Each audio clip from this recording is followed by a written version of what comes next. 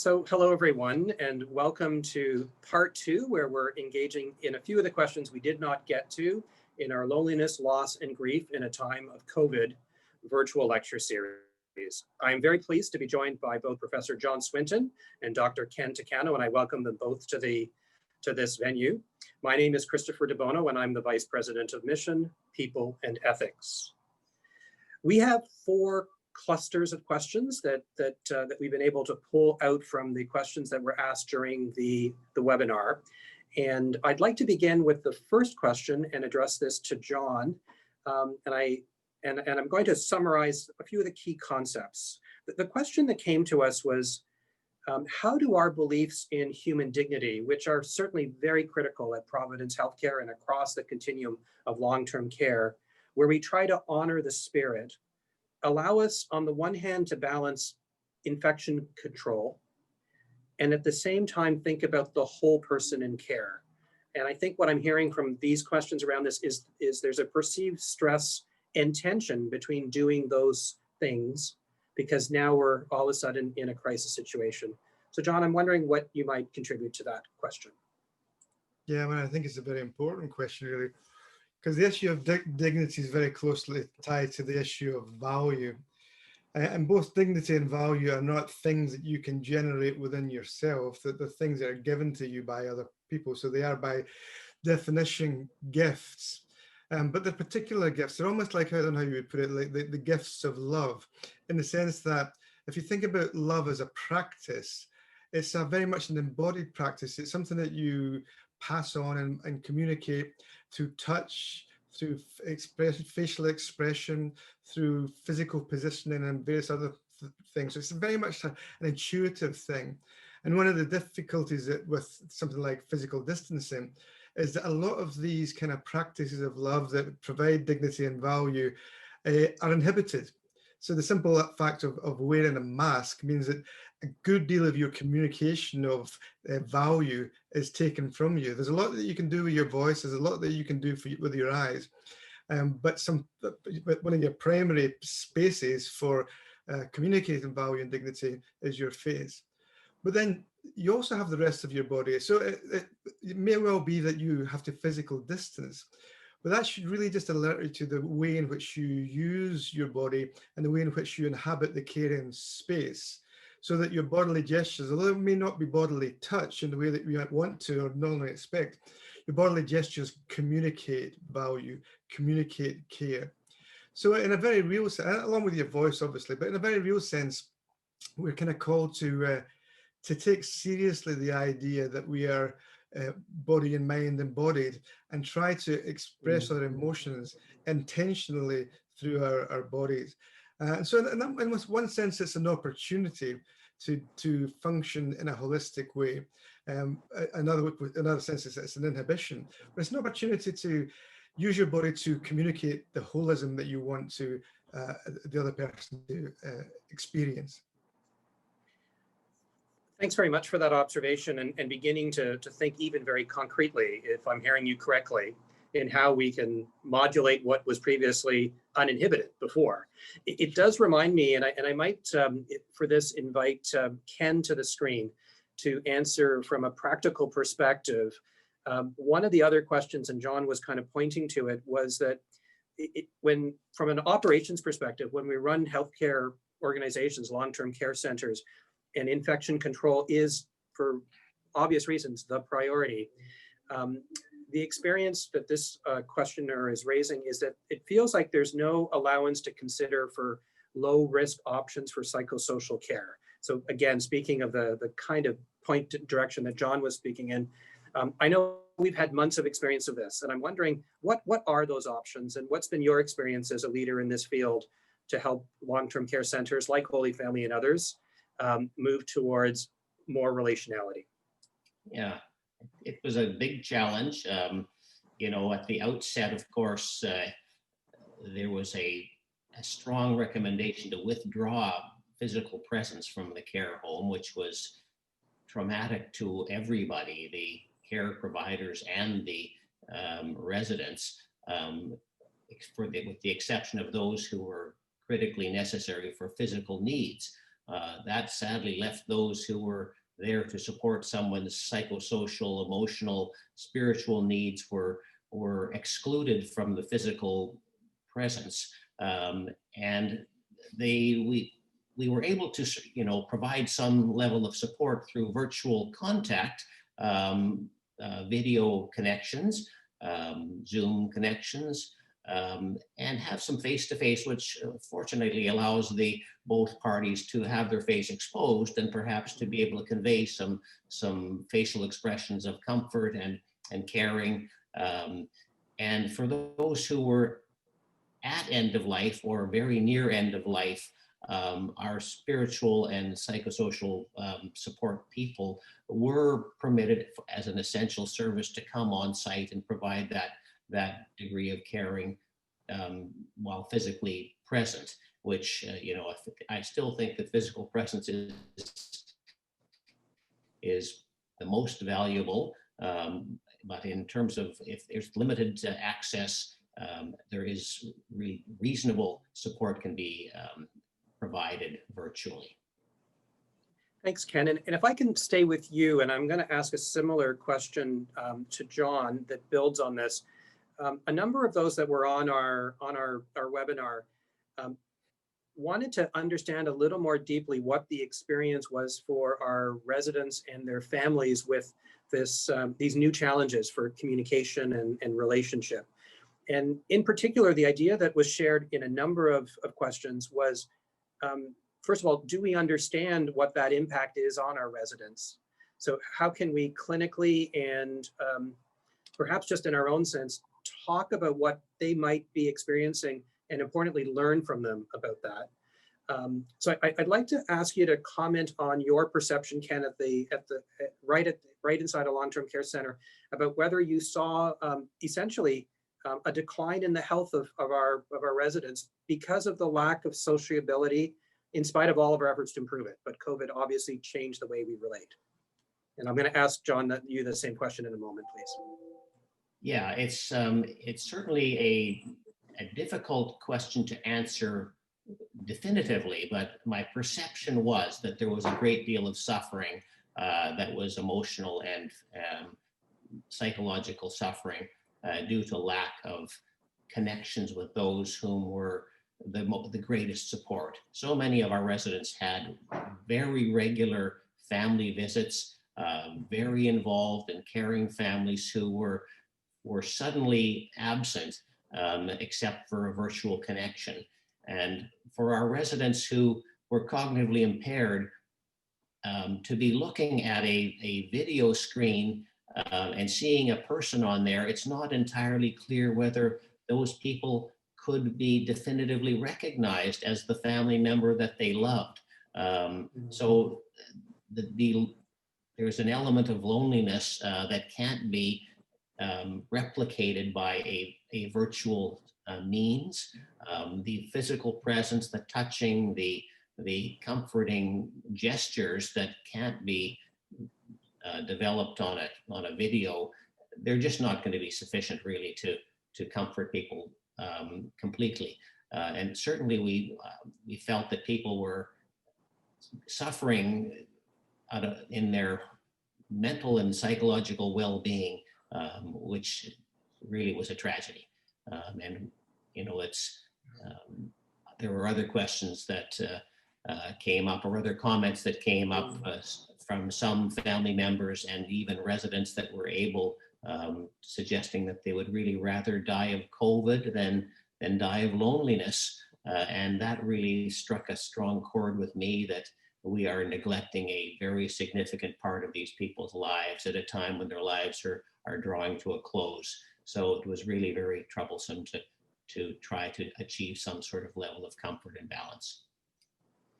I appreciate very much that it's hard to capture this, as I'm understanding you to say in sort of clear scientific terms, but I am getting the clear sense, and I felt that too, just the pain of watching families drive by a window or talk through a window. Thanks for sharing the view from the interactions that you had. I'm going to ask John the same question. Can you help us understand a little bit this real space that we're uncovering of of what effects it has on us when we're unable to connect in the way that humans normally connect. Yeah, I could give you a few examples. So in the collaborative work in dementia that I'm doing just now, there's clearly a real issue for people with dementia, because oftentimes, certainly early on, maybe less so now, people just simply weren't allowed to visit. And so if you have a gap of 2 or 3 weeks or longer, and you have advanced dementia and somebody goes back in again, they very often can't remember who you are. It's only because you've got continuity of relationship that you're able to at least keep that bond open. If that's broken, then it's very difficult to pick that up again. And that's deeply distressing, obviously, for family and for friends. And I imagine deeply distressing for the person themselves, who will probably have some kind of emotional response, but have no idea why they're having that emotional response to the individual that comes in. And the second thing is in relation to Zoom conversations, which there's a number of care facilities that have been using it with us as well. And that's good, because it's a different way of communicating. It's kind of very two-dimensional rather than three-dimensional, but it's a lifeline in that sense. But the problem is that comes when you switch it off. Because normally when you're leaving a ward, you say goodbye and you go to the window and you wave and whatever it is. But with the Zoom, you switch it off and suddenly you're on your own. You're completely alone.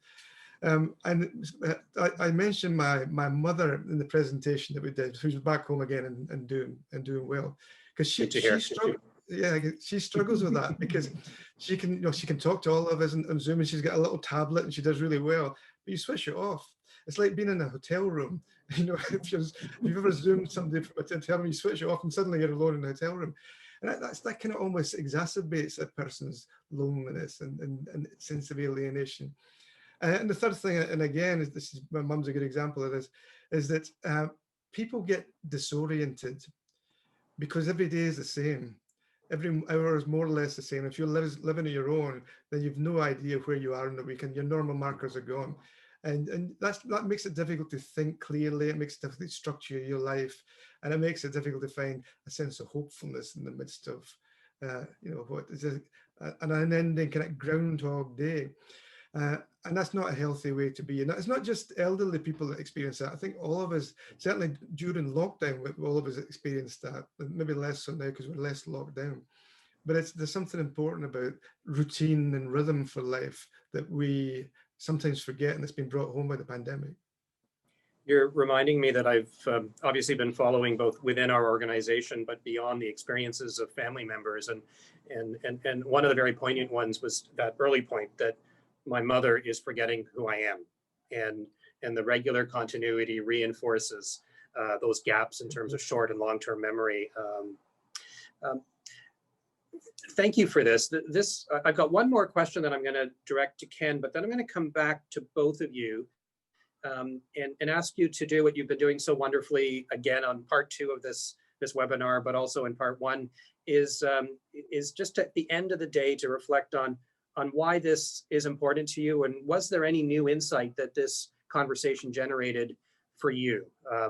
I'll advance that by letting you know that a number of people got back to us and told us that it was really reaffirming to have this kind of a conversation at this time, and it reaffirmed their professional work, and for those who are family caregivers, their family relationships. So I'll come back to that in a second, but I'm going to move to Ken Takano just on a very particular provincial report that somebody had a question on. So Ken, you'll know that Isabel McKenzie, the seniors advocate in BC, has been a strong and tireless advocate for quality of care for seniors across the province.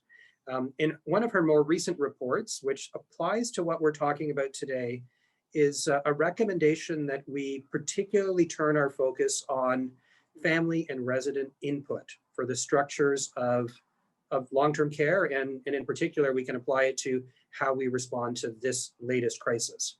So I'm wondering what your thoughts are on how do we implement and facilitate Isabel's ideas? What are your thoughts about that, being on the front end of care that you are? Yeah, thanks, Christopher. Yes, so Isabel McKenzie, as you alluded to, she's the seniors advocate, and her role is to bring a voice to the seniors in long-term care and their families speaking with them and for them at times. Really, it's about trying to provide care and comfort to people in the way that they really want to have it provided to them. And this is a great challenge. I think we would all agree that we all want to be self-determinant and make as many choices as we are able. Where a challenge comes in congregate living situations is that there's a wide variety of people who reside there with potentially divergent goals and desires. So some of the challenge, we all have our own level of comfort and tolerance for risk. We all have our own level of comfort with accepting the end of life by various methods. Some would wish to tolerate risk for the purpose of added comfort. Some would in fact feel completely the opposite. It would be so risk averse that they would rather be protected at all costs. And unfortunately in systems tend to default to the most protective response, which has often been the let's protect the human form that we see in front of us and perhaps at the expense of other aspects of life. And we've seen this borne out. So, I think that Isabel Mackenzie's report brings this out into the media and into the public domain so we can discuss it more and try to find a point of balance where we can not shift to completely one side of the scale, one or the other, but find a point somewhere in the middle where there can be enough comfort and support from a psychosocial, spiritual, mental perspective as we have done for the physical. So really, it's timely that she's involved and she's really speaking the words of the residents and their families. Thanks for that, Ken. Yeah, I'm reminded as you're speaking that although this has been in some ways a decades process to hear the voice of the people that are in care and allow that to drive, I really also appreciate the insight around risk toleration. I think we have defaulted to a highly protective system, and perhaps some of the creative energies is what are the risks and balances that folks have been living that way their whole life and would like to perhaps live the same way as they live their senior years. I'm going to bring John back in, and needless to say, I just want to thank both of you for the wonderful conversations now, part two of this webinar. I've been deeply moved by your engagement in this topic. I think we found the right speakers and contributors. So from the bottom of my heart, I just want to start by thanking you, and also thanking you for your vulnerability that I know individually from my working with you, but just to watch you speak from the heart and from the head about things that matter is critical to this compassion and social justice lecture series that we're trying to do. So, so now over to you. Final thoughts or comments or new insights that you'd like to share. Ken, you've just finished, so I'll start with John and I'll ask Ken, you can close in a moment. Over to you, John. Thank you. These are very kind words, Christopher. It would have been quite funny if you had actually said you got the wrong people, wouldn't it? So I don't think I would have said that. The only thing I would say is that I've really enjoyed listening to Ken's input and listening to the clinical perspective and the on-the-ground perspective, because I'm a theologian nowadays, even though years ago I was a clinician. But I think there's something really important about that collaborative conversation between clinical practice and theology for both perspectives in different ways. And so the thing I've enjoyed about this meeting is just listening to that dialogue between these two perspectives. And it's been, for me personally, it's been really helpful. So I would be remiss if I said it wasn't part of the plan. It was part of the plan to have that balance of the two of you. So I'm glad that's been working. Yeah, thanks, John. And Ken, what are you thinking? Well, these are completely unprecedented times, for me and for, I think, most of us who have not lived long enough to or haven't experienced pandemics and the fear and responses to them in the past. And everybody, I am confident that everybody who is both providing care, receiving care, and somehow involved in care has their best interests, the best interests of our residents at heart. And unfortunately, we've made a few mistakes along the way, and we're learning from this. And I really do feel that topics like this, subject like this, venues like this will help to just further the conversation. So next time we won't be, we will find a balance point that is not skewed too far from the center. And really it's life in balance. Thank you, Ken. In summary, for me, what I will affirm is that part of, and for our listeners, part of the Compassion and Social Justice lecture series is meant exactly to engage in these real life experiences and hopefully equip us, as you say, for future responses. I'll also share that we're going to try and be creative as we move forward with the lecture series for those who'd like to join us for future ones, to shine lights on particular elements of care. And bring a clinician in and bring a theologian in to assist us to really understand what matters in what we're doing when we say we're doing that. It's been a real honor, Ken and John. I want to thank you both for rounds 1 and rounds 2. It is quite possible we'll call on you again for another Compassion and Social Justice lecture series. But in the meantime, I want to thank you for being part of our community practice for critical thinking on this. And I wish you well in Scotland, and Ken, for those of us here still in Vancouver, and our listeners across the country. Thank you very much for tuning in to this lecture series brought to you by Providence Healthcare, St. Mark's College, and St. Paul's Foundation. May you all be well. Stay safe.